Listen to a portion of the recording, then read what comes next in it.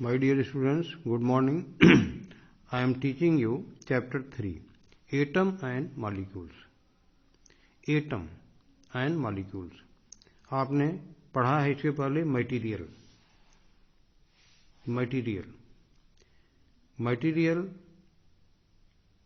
को कोई भी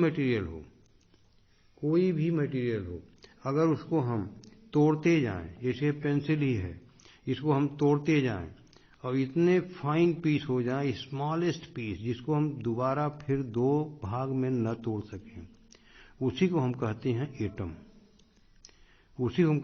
एटम.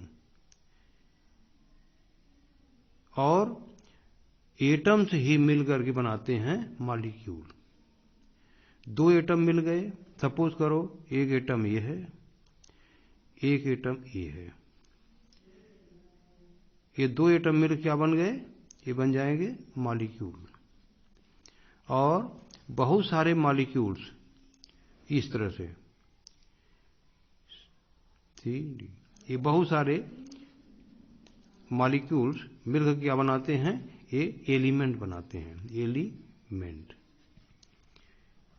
समझ में आ गया? जैसे बॉडी के अंदर कोशिका है, कोशिकाएं मिलकर क्या बनाएंगी? टिश्यू बनाएंगी. टिश्यू मिलकर क्या बनाएंगे? ऑर्गन बनाएंगे. ऑर्गन्स मिलकर के क्या बनाएंगे? ये सब मिलकर क्या बनाएंगे? सिस्टम बनाएंगे.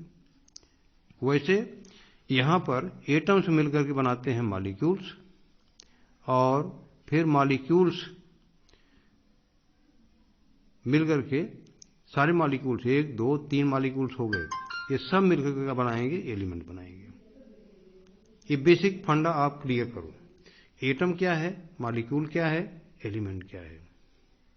हम आपको पिछले क्लास में पढ़ा चुके हैं ये चैप्टर केमिस्ट्री का, एटम एंड मॉलिक्यूल्स. हमने बताया था, इन ब्रीफ में इसको डिस्क्राइब कर देता हूं कि 500 BC पहले हमारे महर्षि कनाड एक फिलासफर हुआ करते थे. इन्होंने बताया था कि पदार्थ कहा था, मैटर को पदार्थ कहा था, और इसको अगर हम पदार्थ को तोड़ते जाएं, जो सबसे स्मॉलेस्ट पीस मिलता है, जिसको दोबारा हम फिर दो भाग में नहीं तोड़ सकते, उसको हम कहते हैं परमाणु. इसी बात को, जिसको इंडिया के इस कनाड महर्षि ने बता दिया था हिंदी में कि स्मॉलेस्ट पीस को परमाणु कहते हैं और हर चीज को हम पदार्थ कहते हैं. वो लकड़ी का बना है, गोल्ड का बना है, सिल्वर का बना है, ये सब क्या है? गोल्ड, सिल्वर और वुड, ये पदार्थ हैं. इसी को बाद में जॉन डाल्टन ने थोड़ा सा नियमबद्ध कर दिया. कब किया? आज के लगभग 150 साल पहले, 200 साल पहले. और माना जाता है कि एटम की खोज इन्होंने ही की है, जबकि कनाड के जो परमाणु था उसी का नाम एटम रखा, और जो पदार्थ था उसी का नाम मैटर रखा, और इन्होंने नियम बना दिया. डाल्टन्स एटॉमिक थियरी हो गई वो. एटॉमिक थियरी में ये 6 पॉइंट हैं, यहां लिखे हुए हैं, हमने बताया था लास्ट पीरियड में. ये 6 point: all matter whether an element, compound और element compound or mixture is composed of small particles called atom. चाहे कोई एलिमेंट हो, कंपाउंड हो या मिक्सचर हो, सब छोटे पार्टिकल से बने, जिनको एटम कहते हैं. Atom individual, not created, not divided. न तो इसको पैदा किया जा सकता है, न इसको दो भागों में तोड़ा जा सकता है. Identical in mass and reaction. Mass और रिएक्शन में यह आइडेंटिकल होते पढ़ाया गया है. Different atom have different mass and chemical properties. हर एटम का अलग अलग अपना प्रॉपर्टी होता है. गोल्ड का जो एटम होगा उसकी अलग प्रॉपर्टी होगी, सिल्वर का एटम जो होगा उसका अलग प्रॉपर्टी होगी. Ratio is same. किसी कंपाउंड में अगर 3 चीजें मिली हैं तो उनका जो रेशियो है वो सेम होगा. जैसे H2O है, मैंने बताया था, H2O में 1 हाइड्रोजन है और 8 ऑक्सीजन होती है. यही रेशियो हर पानी में मिलेगा. ये सब चीजें हम आपको बता चुके हैं. आज हम आपको बताएंगे कि इसमें लॉ ऑफ केमिकल कॉम्बिनेशन हमने बता दिया था लास्ट टर्न पर। Law of conservation of mass और लॉ ऑफ, ये केमिकल कॉम्बिनेशन है, दो नियम इसके हैं। लॉ ऑफ केमिकल कॉम्बिनेशन, पहला है law of conservation of mass, दूसरा है law of constant proportion. Law of conservation of mass मतलब कोई भी चीज जितना ये कंपाउंड है, जैसे कॉपर सल्फेट, इसमें क्या है, कॉपर है Cu, यस है और ऑक्सीजन है।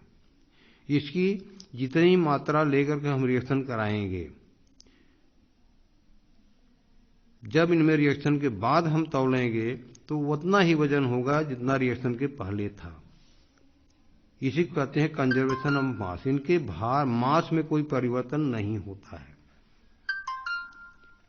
फिर लॉ ऑफ कांस्टेंट प्रोपोर्शन मतलब उनका रेशियो, जैसे मैंने बताया वाटर है उसमें 1 और 8 का रेशियो होगा, 1 हाइड्रोजन होगी तो 8 ऑक्सीजन होगी। ये रेशियो हमेशा कांस्टेंट होता है हर कंपाउंड में। इन्हीं सब चीजों को लेकर के जॉन डाल्टन ने बनाया, जॉन डाल्टन एटॉमिक थियरी। इसको आप ये 6 पॉइंट अपने कॉपी में लिख लीजिएगा। और ये लॉ ऑफ केमिकल कॉम्बिनेशन, ये 2 नियम, ये बहुत जरूरी है, तभी आपकी समझ में आएगा। 2 चीजें आप पढ़ चुके हैं। अब मैं आगे आपको इसको पढ़ाने जा रहा हूं।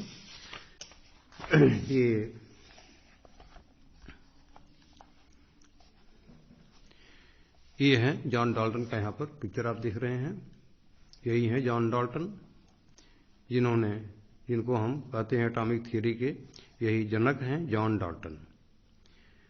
ये ब्रिटेन के हैं, यहाँ पर लिखा हुआ है पुअर वीवर फैमिली। इन 1766 में थे, इंग्लैंड में पैदा हुए थे और इन्हीं का नाम हुआ। हमारे जो कनाड महर्षि थे उनका कहीं इतिहास में नाम नहीं है। अब law of constant proportion, law of constant proportion हमने आपको बता दिया है। लॉ ऑफ कांस्टेंट प्रोपोर्शन कि जो भी कंपाउंड होता है उसमें जो भी चीजें मिली होती हैं उनका एक प्रोपोर्शन होता है। जैसे हमने बताया H2O में 1 हाइड्रोजन होगी तो 1 हाइड्रोजन होगी, हमने बताया था आपको 1 हाइड्रोजन 8 ऑक्सीजन, यही रेशियो होगा, 8 हाइड्रोजन 1 और ऑक्सीजन 8। इसी रेशियो में ये पाए जाएंगे, पानी कहीं का भी हो। इसी कहते हैं law of constant proportion. H2O एक एलिमेंट है, इसमें जो चीजें हैं, हाइड्रोजन है ऑक्सीजन है, इनका रेशियो हमेशा कांस्टेंट होता है, कांस्टेंट प्रोपोर्शन होता है, रेशियो एक ही रहता है। पानी चाहे हरिद्वार का हो चाहे अमेरिका का हो, लेकिन इनका जो प्रोपोर्शन है, रेशियो है, वो कांस्टेंट होता है। यही चीज यहां बताई गई है। अब यहां पर डिफिनेशन दी गई है।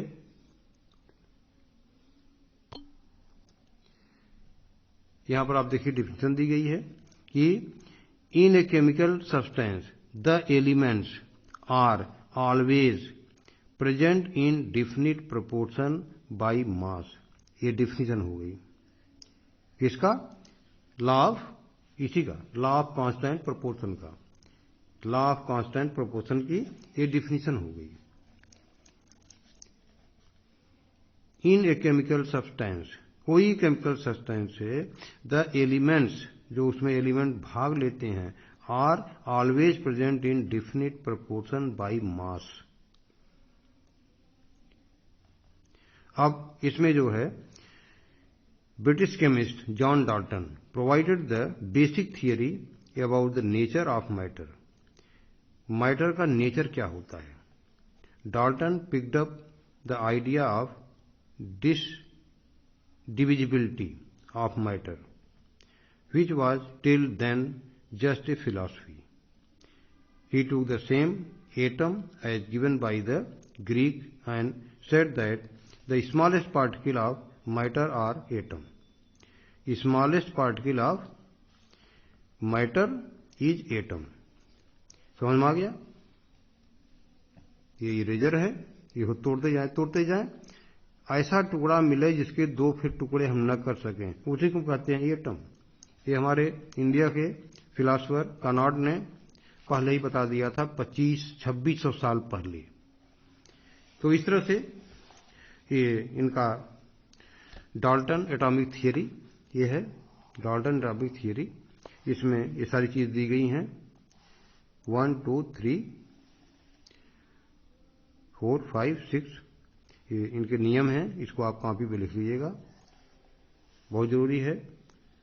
अब इसमें देखिए, जैसे एक्टिविटी एक क्वेश्चन है, in reaction 3.5 gram of sodium carbonate reacted with 6 gram of acetic acid, the product were 2.2 gram of carbon dioxide, 8.9 gram water and 8.2 gram of sodium acetate, so that these observations are in agreement with the law of conservation of mass। अब इसमें क्या है, जितने भी reactants हैं इस reaction में, क्या क्या है, सोडियम कार्बोनेट है इतना, और एसिटिक एसिड है 6 ग्राम। इसको जोड़ लीजिए, और प्रोडक्ट्स जो बने हैं उनको जोड़ लीजिए। ये 3 प्रोडक्ट्स बने हैं, तो दोनों का वजन जो है एक ही हो गया। 5.3 है, 5.3 सोडियम कार्बोनेट, 6 ग्राम है acetic acid, 6 gram acetic acid, कितना आया 11.3। अब प्रोडक्ट जो बना है देखें, product were 2.2 gram of carbon dioxide, 2.2 gram of carbon dioxide, 0.9 gram water, 0.9 gram water and 8.2 gram of sodium, 8.2 gram of sodium.